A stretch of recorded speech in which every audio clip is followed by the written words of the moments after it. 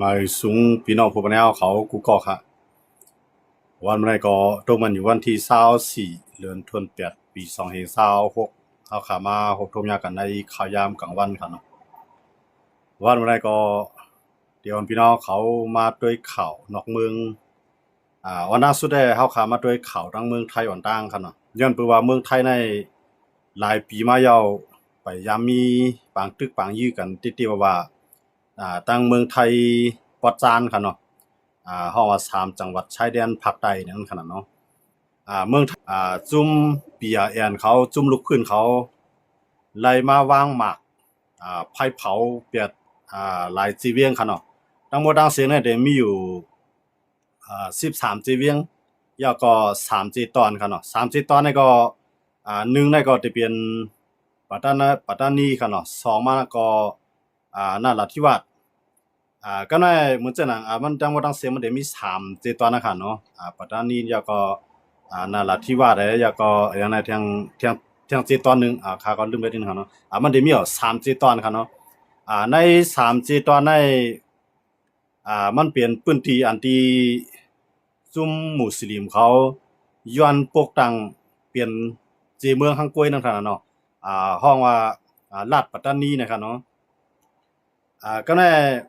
ที่ในแห้งเลยมันเกิดเปลี่ยนแปลงตึกกันมาล่ะในเต้ๆมันได้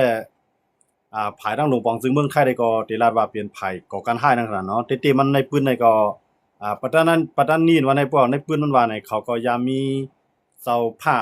เสาค่ำของเขานั่นค่ะเนาะก็กะไว้หลาย10ปีมาในก็เลยถูกตั้งภายเมืองไทยกว่ายึดกุมกำนั่นขนาดเนาะเมืองต่างในไผมีเคียงมันก็ได้ยึดเอานั่นขนาดเนาะเหมือนเจ้านางมันเปลี่ยนกับปันลูกลามนาลิงนั่นขนาดเนาะก็การนับตั้งแต่นั้นมาเนี่ยอันเป็นปัตตานีเนี่ยก็เขาก็ยอมรับสิปอกเขาก็ลุกขึ้นมาก็เฮียงหลายๆปีมาเนี่ยมันเหมือนห่างเย็นกว่าล่ะในติๆมันเย็นค่ะเนาะมันเย็นก็ในภายดังลงปองจึงก็ไหลขึ้นมาก็ติปิกข่าวหนังคือข่าวเส้นเดียมเกิดขึ้นเส้นหนังคือเตรียมกว่าถึงหูก้นหนุ่มเสื้อลุกขึ้นนะคะเนาะติๆมาในเมืองไทยในเขามีจุ่มอยู่กองกลางลุกขึ้นค่ะเนาะอันห้องว่าจุ่มปียาแอนจุ่มเปียอย่างในยันแห้งเขาได้มีอยู่มอเคียงหาปากก้อยค่ะเนาะป้อนน้ำก้อยกะเขาอยู่กว่าในเกในกลางก้นเมืองเช่นไหนแหละกำนำได้ก็ตั้งเมืองไทยในที่ห้องว่าผู้ก่อการให้เขาก็ได้นุ่งโคซึกติดๆนะคะเนาะอันเป็นจุ่มเปียอย่างเขาในก็เขาได้นุ่งโคก้นเมืองพองในนุ่งโคซึกอันได้นุ่งโคซึกก็มีนั่นขนาดเนาะแล้วจากนั้นเลยว่ามันเกิดเปลี่ยนปางตึกกันขึ้นมาเนี่ยได้เต้นได้คำเลยว่ากับตึกเขากว่าว่างหมากนั่นขนาดเนาะว่างหมากใครก็ในภายดังซึกไทยเขาได้ก็รัดว่าเขาฮู้มาคาดอง2เดือนลงหน้าแล้วว่ามันสิเกิดขึ้นจังไดเนี่ยก็กะมื้อเหลียวในภายดังซึกเมืองไทยอันกุมกำนาลินเมืองไทยปอดจานั่นไหลถูกตั้งความถามไว้ตั้งนานมาเนาะว่าเหมือนจังว่าเขาฮับฮู้จ้อมกันนี่ก็ปล่อยกว่าเมียงกันอยู่กว่าเมียงกันเฮ็ดกว่าแล้วก็เอาเงินในลงกว่าตาเลยใจตื้ออันนั้นได้เป็นข้อกล่าวหาภายดังคนเมืองเขานั่นขนาดเนาะ ทางคนเมืองในเมืองไทยได้ก็กำนำได้ก็เขาที่กล่าวหาจังได๋เฮียงแลตับซึกเปียอย่างในมีเอาเฮียงหาปากก็เฮียงแลใจข้าวยามมาเป็น6 70ปีแล้วล่ะอำยาวไรสิปอกเนี่ยเป็นอันตั้งความถามนะครับเนาะเอาเงินกว่าตาใจตื้อตาได้กี่ปัญหา3 7ตอนปอจานของเมืองไทยนั่นใจเงินกว่าทั้งหมดทั้งเสียงในตีเมียนกว่า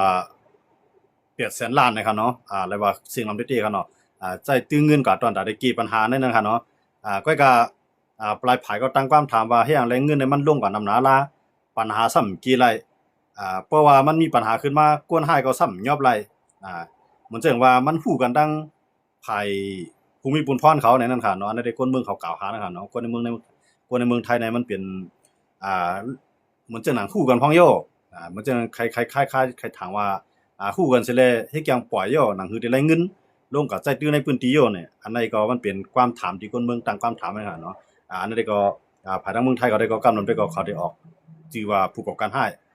มุสลิมผู้ก่อการร้ายใน3 7ตอนดังใดนั่นค่ะเนาะ3 7ตอนดังจานอ่าก็ในพอมาด้วยเนี่ยมื้อข่าวดังในขยามกลางคืนลึกนั้นมื้อวันที่22ค่ะเนาะคืนวันที่22นั่นน่ะได้เกิดก่อการร้ายขึ้นมาต ตั้งหมดตั้งเสียงในที่51ตีก็เหลียวค่ะเนาะที่เขาก็วางหมากให้ก็เตียกก็เตียกพร้อมพยายามเหลียวค่ะเนาะก็ไม่ว่าเป็นในเซเวียนว่าในสังเจนก็เขาเดียวเอาไพ่ในกะจุดเปียดเนาะในเซเวียนในร้านขายของด้านกินนะคะเนาะปุด24ชั่วโมงนะคะเนาะที่ในก็เฮ็ดให้ต่อถึงมันมื้อไหนค่ะภายทางเมืองไทยในไปยอบเลยสิก็ค่ะเนาะคนไทยนะคะเนาะก็ในคนไทยจะก็วางแผนมาลีค่ะเนาะบ่เอาในฐานะจุกวนเมืองในพื้นที่อันเขาลุกขึ้นได้เขาได้วนว่าเขาลุกขึ้นเอาหน้าลินเขาย้อนตีพ้องงำตกเก่านั่นค่ะเนาะก็ในพอเหมือนเมืองเฮาก็เดียวเขาเหมือนแจ้งว่าพี่น้องปะลองเขาย้อนปีนี้เนี่ยว่าเขาย้อนปีนี้เนี่ยเพราะเขาย้อนปีนี้นั้นปีนี้ก็เจวิ่งหั่นเนาะนั่นก็เขาก็ย้อนจากนั้นนึงก็ย้อน3เจตอน3เจตอนตั้งแต่เนี่ยก็ในอุบกันลีๆก็อำไล่พอได้ตึกกันเต้ตั้งภายเมืองไทยเนี่ยก็อำจังกับตึกเต้ย้อนเบิกเขาจะน่ะอยู่กว่าในเกณฑ์ในกลางคนเมืองก็ต่อสู้มาได้นั่นค่ะเนาะจังว่าอันนี้ก็เลยว่าเป็นข่าวลือหลังกว่าตั้งกำพาค่ะเนาะอย่างเลยในข่าวยามเหลียวก็คำขึ้นเหลียวก็เนี่ย51ตียาวก็13จีเวียงค่ะเนาะ13อำเภอกันแล้วค่ะเนาะที่เขามังนะคะเนาะยาวก็เปลี่ยนกว่า3จีตอนเนาะอันนี้ก็เลยว่าเป็นข่าวลือหลังเต้ค่ะเนาะข่าวทั้งเมืองไทยค่ะเนาะเพราะว่าเขาเฮ็ดหน้ายาวในเพราะว่าเจ้าหน้าที่ภายทางเมืองไทยในซ้ำเอาตั้งผิดผู้บนเขาว่าย้อนบ่เขาก็ยอบยาเขาแลเขาขึ้นมาตอบแทนเฮาขึ้นที่เขาได้ซุ่มยากว่าภายทางเจ้าหน้าที่ทางเมืองไทยเขาได้ก็เขาออกข่าวลงในครับเนาะเอาตั้งผิดให้ผู้ว่าเขาจะได้ซุ่มผลประโยชน์เนาะซุ่มรายที่เฮาก็ยอบยาเขาแลเขาขึ้นมาตอบแทนก็ในอันเป็นภายผู้ป้องกันศึกในพื้นที่3 7ตอนตั้งแต่ที่มีบุญพรห่มรวมนะครับเนาะเขาก็รัดว่าติมันในข่าวในเฮาฮู้มาคือหน้ายาวค่าดัง2เดือนเนาะเฮาฮู้มาว่าเขาได้จังได๋ที่มาก่อการร้ายตั้งที่เขามีบุญพรมีอำนาจเต็มทวนเขาสำยอบได้สิก่อในอันนั้นเปลี่ยนตีก้นเมืองในแค่นตั้งความถามต่อภายตับซึกอันอยู่ภายใต้อันอยู่อันกุมกำสิตอนตั้งใต้นั่นค่ะเนาะสิตอนตั้งซานอันกุมกำเมืองไทยประจานค่ะเนาะเมืองไทยประจาน3จังหวัดชายแดนใต้นั่นค่ะเนาะเจ้าซึกมีบุญพรได้อะไรถูกตั้งความถามตั้งหลายครับเนาะในข่าวยามหมดเดียวเหมือนแจ้งว่าเขาเฮียงเลยสมาฮู้มาเป็น2เดือนลงนาเฮียงแลมยอบไรต่อถึงมื้อไหนเฮียงเลยซ้ำเฮกังไรทางซิเมียวล่ะวันมื้อไหนเข้าไปใจเครื่องบินได้นะครับเนาะมันสิมีข่าวอยู่2ฝ่ายฝ่ายซึกได้รัดว่าเข้าใจเครื่องบินเฮลิคอปเตอร์นะครับเนาะใจเฮลิคอปเตอร์สิเลยลืบล้ำในมื้อใจเฮลิคอปเตอร์สิลืบล้ำเฮียงแลมยอบไรอันนั้นเป็นที่ตั้งความถามนะครับเนาะกับในเจ้าหน้าที่ตับสุดท้ายนะครับเนาะอะไรใจเฮลิคอปเตอร์สิเลยลืบล้ำก็น่าจะเป็นภายเตียนพองลงมาดอนนะครับเนาะอันนั้นได้เป็นเจ้าเตียนพองคนนึงอันเป็นปาร์ตี้ประชาชนซ้ำออกมาปืนเผาว่าซึกในใจเฮลิคอปเตอร์สิเลยยื้อ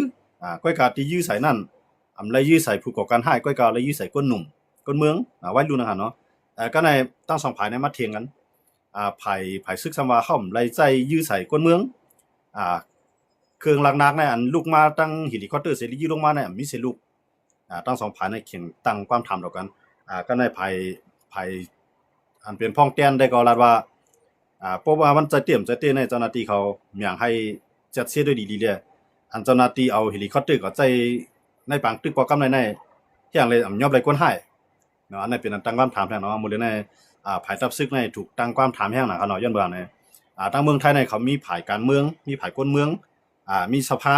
เนาะมันมีหลายภายเขาเนาะมันสิว่าเขาก้อนนึงใครเฮ็ดกว่ายาวเนี่ยมันได้เนาะ ในมือว่าใจเฮลิคอปเตอร์สิลืบล้ำแฮงเลยซ้ำยอบไรในคนเมืองกับตั้งคำถามแท้เนาะถึงดีป้อเลยใจเฮลิคอปเตอร์สิมินลืบล้ำในซ้ำยอบไรกว่า50ก็อันก็ยื้อใส่นั่นภายแต้นพองบัตรประชาชนก็ได้ก็รัดว่ายื้อใส่คนเมืองก็ในภายซึกคำว่าห่ำไล่ใจเครื่องบินยื้อใส่มันจะว่าเครื่องบินตึกเขาเนาะเป็นเครื่องบินเฮลิคอปเตอร์อย่างเนาะเฮลิคอปเตอร์ใช้ในการซึกนะครับเนาะที่ในก็เลยว่าเป็นปัญหากันตรงว่าตับซึกในหมดเลยในเลยตั้งความถูกตั้งความถามแห้งน่ะเนาะเงินในลงกว่าใจตื้อใน37ตอนตั้งใจใน800,000 ล้านนะครับเนาะในค่าดังหลายปีมานะครับเนาะล้านป้องใน800,000 ล้านเนาะก็ไปเก็บปัญหาอะไรนะครับเนาะก็ซ้ำปิกข่าวแบบเพราะว่าเขาก็ยอบผิดตัวในเขาก็ยึดคอกให้ปล่อยก็ให้นั้นก็ปันเอามาคืนลุมตลาคนเมืองซ้ำกับคืนลุมตลาซึกพ พอลุมตลาดซึกน่ะมีไผจัดซี่เลยนะครับเนาะอันนั้นก็เป็นลองที่ตั้งความถามเนาะสำหรับเมืองไทยนี่ก็มันมีลองศึกษาขึ้นมาค่ะเนาะ30ตอนตั้งแต่ในเดๆๆมันศึกษามาถึงไหนอ่ะก็ก็เขาซ้ำปิกขาวนะครับเนาะปิกขาวไอ้ก็เพราะว่าก้นขาวก็มันเหมือนว่ามีสังเกิดขึ้นเนาะเฮ็ดจังไดก็มื้อจังเมืองมื้อปานลุงตู่ขึ้นมาจอมพลลุงตู่ขึ้นมาก็มันน่ะหมออันน่ะศึกยิบเมืองไอ้ก็ปิกขาวนะครับเนาะเหมือนว่ามันมีหยังเกิดขึ้นเฮาจังได๋ก็เต็มแล้วผู้ว่ามันมีการศึกกันตึกกันอยู่เหมือนจังน่ะที่ในเปียเอียนในมันก็นำค่ะเนาะคนนับก้นน่ะยิงหาปากไกเนาะยิงหาปากในก็กับก้นหลวงมันในส่วนใหญ่แล้วก็ที่ก็อยู่ที่เมืองมาเลเซียนะครับเนาะสำคัญมากกำในทั้งเมืองไทยทั้งมาเลเซียก็งบงี้กันอุบกันว่าที่ถือเลยเกคาย3จังหวัดชายแดนภาคใต้เนี่ยที่ถือให้มันพองำเย็นกว่าหลายปอกหลายกำมันนั่นค่ะเนาะเขาตกลงอันนี้ก็มันขึ้นลูกเป็นไผมาให้หน่อยที่เนี่ยค่ะเนาะมันแสดงว่าไผลูกขึ้นเขานะครับมื้อได้เมืองไทยได้เข้าใจว่าไผลูกขึ้นเนาะค่ะเนาะเข้าใจความมันว่าไผลูกขึ้นเนาะเข้าใจเขาความว่าผู้ก่อการร้ายกำเดียวค่ะเนาะเตๆในเมืองไทยนั้นมีจุ่มลูกขึ้นจุ่มนึงค่ะเนาะก็ว่าคำในใจเขาความว่าลูกขึ้นเนาะที่ในใจเข้าใจเขาความมันว่าก่อการร้ายหนังฮือเตรียมเพราะว่าลูกขึ้นนั่นน่ะมันเดี๋ยวตามผิดกูเมียวๆโป้ใส่ไรนั่นขนาดเนาะเพราะว่าก่อการร้ายนั่นได้เจ้าหน้าที่เนี่ยมีอำนาจเตรียมเฮ็ดไรกำซื่อเนาะว่าได้ใจยังซึกจึงหือว่าได้ทางเทิงไผ7ซี่ก็ไรก็ไรใจกวดอัยการสื่อของว่าปักเปิงซื้อให้ใจตื้อมาทางเทิงก็ไรก็7ซี่ทางเทิงก็ไรก็ต้องถามไรนั่นขนาดเนาะเพราะเข้าใจปักเปิงซื้อว่าจังนั้นขนาดเนาะในก็มันเกี่ปัญหาไรเสี่ยมก้าในมันจังนั้นเฮาสื่อสารไว้เนาะเนื้อสารให้เฮาปัดออกก็กับไตสารนั้นซ้ำเป็นขี้ฝุ่นฝุ่นมุกมันไข่กับแนวด้างนั่นค่ะเนาะของว่ามันจังนั้นจ้างตายตูในเอาไว้โหวตมาขุมไว้กันขนาดนั้นเนาะมันไข่กับลาด้านนั่นเนาะจังว่ามันยาวไรกำไรอันเป็นก็ในพวกมันยาวแล้วในตั้งผิดในเขากับโป้ใส่ภายหลังเขาตั้งผิดอันในกับโป้ใส่ปฏิประชาชนว่าปฏิประชาชนในปันแห้งผู้ก่อการให้3จังหวัดชายแดนภาคใต้เพราะว่าอันนั้นมันเป็นการแนวทางการเรียนการเมืองที่ดีนั่นค่ะเนาะเพื่อการนี้ว่าปฏิประชาชนในเปลี่ยนจุ่มมันปันแห้งผู้ก่อการให้ว่าในเพื่อการนี้ใส่ในกวนอันที่เลือกปฏิประชาชนที่นั่นก็เตรียมเลือกก็ที่วนว่าจุ่มในปฏิในมันกับปันแห้งผู้ก่อการให้ลงนั่นมันเปลี่ยนแนวทางเรียนการเมืองของเมืองไทยเขา1คั่นเนาะเป็นภายการเมืองจอหน้าเขาก็ในปฏิประชาชนปฏิก้าวไกลปฏิอนาคตใหม่นะที่ป่นมาจังได๋เขาได้ย่างข้อกล่าวหามันจังนั้นเขามาต่อสู้แตกต่างอันว่าสิทธิมนุษยชนเนาะจุ่มสุนเป็นก้นเนี่ยเขาได้จุกอยู่ภายในนำไว้ก็ในวนก็ที่นี้เขาว่าเป็นปฏิประชาชนพม่าปฏิมานเขาหาตั้งผิดในข้อเขก็ในมันได้มีมาแทงไอ้วิลาแสงทองเนาะวิลาแสงทองในมื้อเลยได้มันก็เรียบเรียมรอดเอาค่ะเนาะวิลาแสงทองในมันลาดว่ามันเกิดในเมืองไทยหลาย10ปีก็ในเขาได้ก็เขามาแจกเนาะวิลาแสงทองในยันว่าในวิลาแสงทองในมันได้จุกอยู่ภายดิโมคราซีตาเซยาวก็สารคัดซึกมานะครับเนาะกำในภายเจ้าหน้าอันภายปันแห่งอันน่ะซึ่งแฮมตัดได้ขี่เป็ดปากเป็ดวิลาแสงทองเนาะวิลาแสงทองไหนเป็นคนเมืองมานครับเนาะวิลาแสงทองกำในเขาได้ก่อได้ตั้งผิดว่ามันเฮ็ดไว้ตู้เขาได้ยินเรื่องตัดได้เอาตั้งผิดมาไฮไลท์นะครับเนาะก็ในวิลาแสงทองในที่มันยากกินก็ย้อนเบิ่งในมันพวกมีหนองแหลงมาในมันต่อต้านดัดสิพวกมีพวกของซันซูจิมามันซ้ำอ่อนโหนับกวนในมาฮับตอนวิลาแสงทองในก่อนเนาะอันที่ว่าเมืองใต้กวนก่อนว่าเมืองใต้ในเป็นกวนอันจ่ายสวยมันมีหนองแหลงมันจังว่าจ่ายเงินใต้เพิ่นบันซึกมาเนาะเมืองใต้ในเป็นจุ่มอันแกดขี้แกล้งคอลเซ็นเตอร์อันวิลาแสงทองว่านั่นก็มันก็ลองตีกันในเมืองใต้ในยาก็นำหน้ากำในแกล้งคอลเซ็นเตอร์ก็นำหน้าในเมืองใต้ในมันมีสิจุ่มเอาข่มรวมไว้นั่นคั่นเนาะก็วิลาแสงทองในมันเลยว่าเป็นจุ่มไรก็มันว่าในเมืองใต้มันว่าในนั้นคั่นในรัฐไทยใหญ่รัฐกะเหรี่ยงมันว่าในเนาะรัฐไทยใหญ่รัฐกะเหรี่ยงในเป็นอันจ่ายสวยบันซึกมันเฮ็ดนั่นแหละจุ่มอยู่กองกลางในเมืองใต้ก็เตรียมป้อใจเนอวิลาแสงทองกำในจุ่มอยู่กองกลางในเมืองย่างก็ป้อใจเนอวิลาแสงทองกำในกวนปันแห้งไผ่ซึกในเมืองไทยก็ป้อใจเนอวิลาแสงทองกำในเขาก็ต้องแลหาข้อขี้หาทางผิดมาเนาะกำในอย่างแล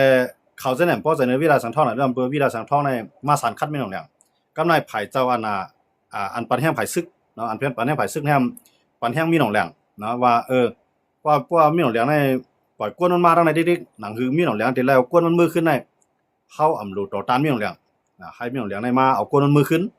ในความหมายของเขาเนี่ยมันมีจังได๋ครับเนาะย้อนมาจังได๋แต่ว่าทางเมืองไทยเนี่ยมันมีลองหลายลองเนาะอันที่ว่า จุ่มอยู่กองลูกพื้นเนี่ยเมืองด้านในมันได้มีตั้งภาคเหนือมีคอมมิวนิสต์เนาะตั้งภาคใต้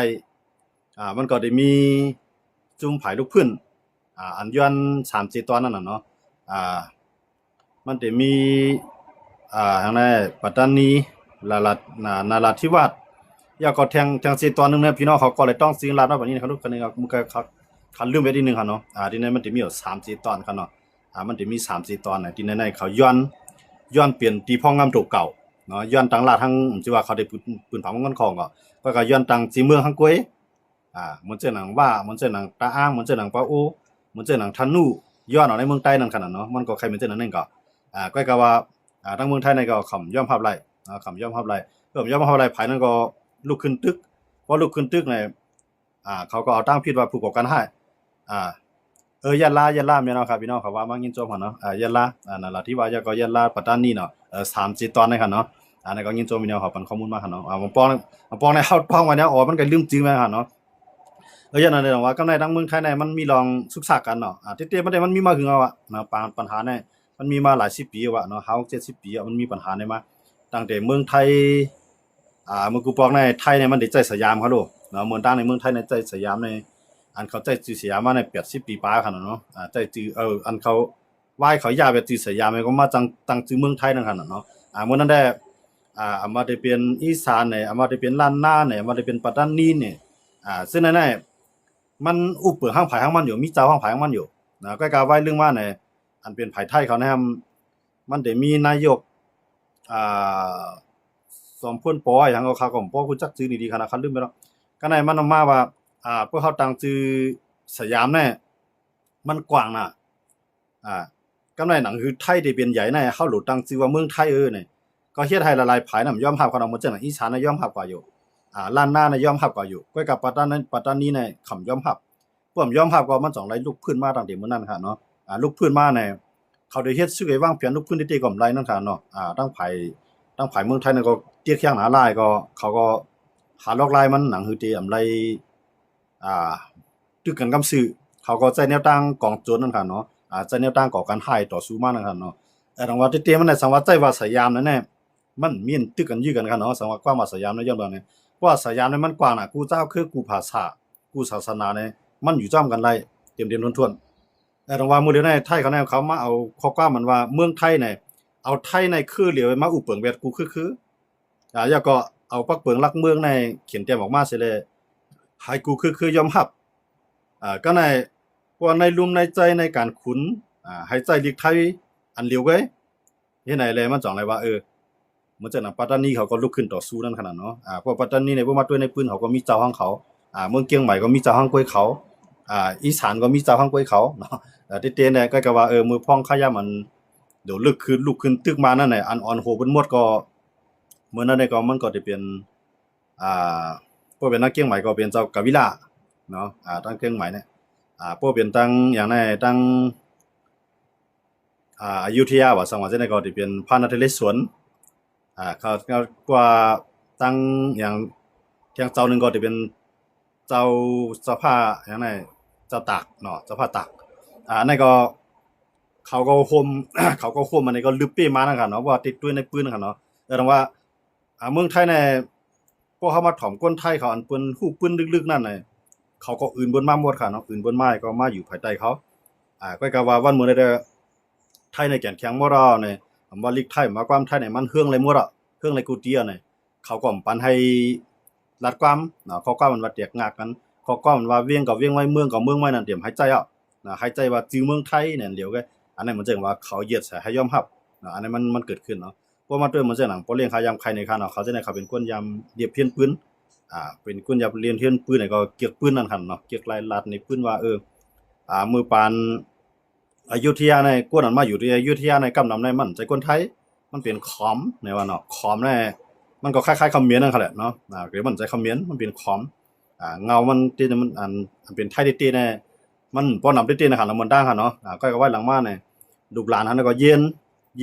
กว่าเนาะเอาเมืองต่างในกวนเขาเนี่ยมันป้อนก็ห้องเอาไต้เฮาทั้งเมืองยองมาลืมมาอยู่มารักษาไว้เกียงใหม่ก็ในเบิ่งเกียงใหม่แน่หนังหือลำปูนที่มันห้ามลำปูนเนี่ยมันจำห้ามต้องแล้วเอาพี่น้องไต้ยองเนี่ย ก็เกียรติมากนะครับเนาะเกียรติพี่น้องใต้ยองมาปล่อยไปที่ลำพูนมือเขาได้มือเอานั่นได้เขามือเอาที่เมืองยองเมืองยองเนี่ยยอมครับเนาะใต้ยองเนี่ยยอมใต้ยองในลุกขึ้นใต้ยองในลุกขึ้นเอากำไรเจ้ากาวิลาเนี่ยเจ้ากาวิลาลูกที่เกี้ยงใหม่ในมือครับเนาะมันว่าอยู่ในพี่น้องคนเมืองอันอยู่ดีในภัยใครลูกภัยใครปลายอันได้ปลายมืออยู่ในเมืองเกี้ยงใหม่อันนั้นก็ลำพูนในก็เลยที่มือให้ยกมือกำไรกวนอันเป็นกวนเมืองได้ย่อมนั่นขนาดเนาะคำไรตกเขากวนเมืองในย่อมกวนเมืองในแห่งไรเขาย่อมนั่นย้อนเบอร์คำมีปิงหยาตาเดียวโหทั้งการเมืองการซึกเขาย่อมครับยกมือกวนยกมือในนำน่ะอันเตมือในขนาดอันเตมาในนำน่ะกำไรอันเตยุก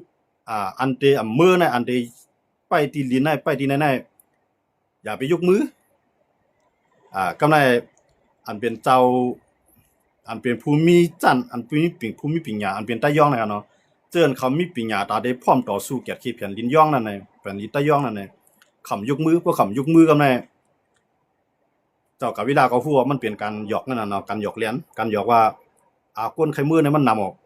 ก้นไข่อยู่ในเจิ้นเขาอยู่ในเป็นก้นมีปิญญาเนี่ยก็ในก้นเจิ้นมีปิญญาเนี่ยมันยกมือก้นอันยกมือก็ให้ทาโคล้อมเซ็งๆกำในเจ้าเจิ้นเป็นเจ้าเจิ้นเจ้อสายเจ้าเจิ้นมีปิญญาเจิ้นพร้อมต่อสู้นั่นทาคนโหเป็นหมดเป็นหูล้อมหมดหากำไรเนาะเพื่อทาหูล้อมหมดเนี่ยอันเป็นเจ้าจังได๋มือกำไรกวนเมืองจังได๋ก็ลึกมือเขาใครฮู้ว่าก็เลยมีปิญญาเพื่อก็อันใดลุกขึ้นต่อสู้นั้นมันเป็นคนมีปิญญามันจะว่าคัดเอากวนนั่นน่ะเนาะคัดด้วยกวนว่าพวกกวนก่อนมีปิญญาได้มันได้ใครเกียรติขี้แผ่นดินมันหักซื้อหักคือมันสิอ่อนหูไหลก็ในกวนมีปิญญาได้ฮู้กูไว้ครับเนาะพวกท่านบ่สิเจ้าเฮามือยกมือเนี่ยเจ้ากาวิลาเนี่ยก็เพราะว่าจ้าอันยกมือได้มาในเสียงเจ้ากาวิลาในวางแผนยอบไตเฮาไตยองเลยค่ะเนาะยอบไตยองเลย